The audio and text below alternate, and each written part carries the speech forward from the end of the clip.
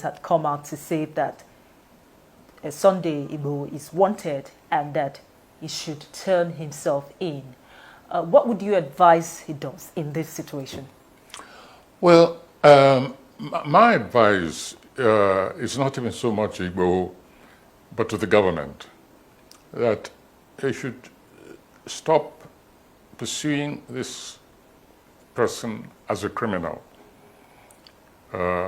Because you have begun by acting in a criminal fashion against him. Because if and when Igboho comes to trial, I guarantee you it's the government which will be very, very embarrassed. Very embarrassed. So it's not even in the interest of the government. I think they should just tell Igboho, we made a mistake. We should not have acted in this way. You are no longer wanted.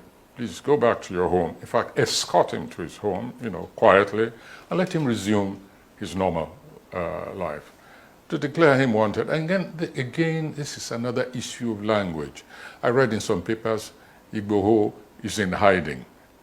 Well, but more accurately, he's probably just gone underground, to protect himself and perhaps to be able to continue his declared struggle. I'm not talking now about the secessionist aspect of his struggle. No, I'm talking about what Igboho came out to do and which I believe is still his mission in this nation, to protect, defend his own people, and to let the aggressors know that they are not lords of this nation or any section of it, apart from what they are constitutionally entitled to. So I think the government, it's in no interest. If you bring Igboho to trial, you're going to get mud in your face, clearly. As far as I'm concerned, it's up to Igboho to decide. He knows what the circumstances were. He knows what happened before his people were killed.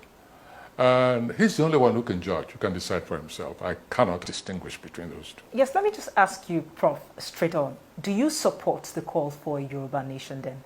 You personally, do you support the call for a Yoruba nation? I don't like the sound of a Yoruba nation any more than I like the sound of a Tiv nation, of an Igbo nation, a Shikei nation. No. The reason is this. There are certain pejorative overtones, certain chauvinistic overtones attached to it. That's not the issue. The Yoruba, for instance, can say, and when you talk about Yoruba nation, are we talking about the creation of a Yoruba nation within Nigeria only, or across the colonial borders into Cotonou, into Republic of Benin, where Yorubas exist, and moving on to Togo, even when you get to Ivory Coast, still see communities of Yoruba. So when you talk about Yoruba nation, I have to understand exactly what you mean. Do we even talk about the Yoruba in the diaspora or not?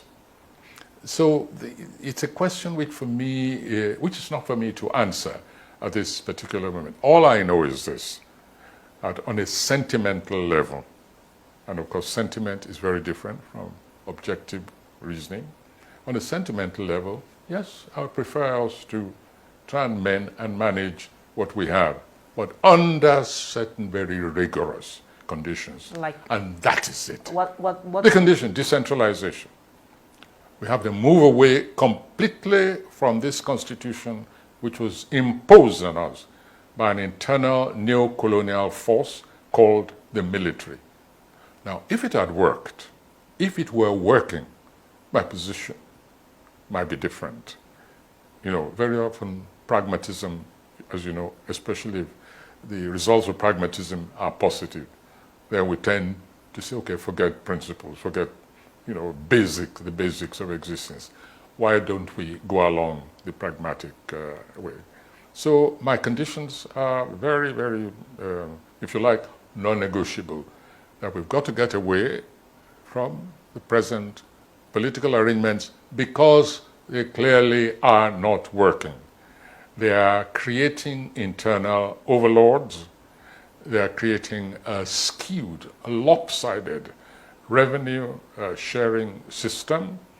They are robbing these arrangements, robbing Paul, to pay Saul, or is it the other way around? I've forgotten this expression. Robbing Peter to pay Paul. Robbing one to the other. So we haven't even reached that point of answering that question yet, because we can go in a transitory way and say, okay, let us take care of all the anomalies and then see whether people's positions change or not.